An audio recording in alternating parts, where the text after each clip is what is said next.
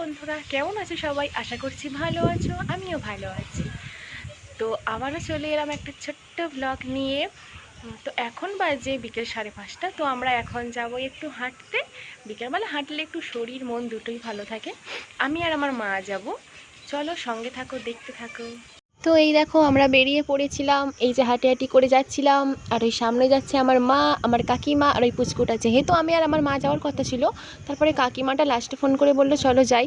আমরা তিনজনেই প্রত্যেক দিন যাই, তো আজকে কাকিমা প্রথমে বলেছিল যাবো না, তারপরে ফোন করে বললো চলো যাই বলে। যেহেতু আমাদের ভিডিওর কাছেই বাড়ি, তো ভিডিওর মধ্যে দিয়েই যাচ্ছিলাম। তারপরে চারিপাশের প্রকৃতিটা তোমাদের একবার দেখিয়ে দিলাম।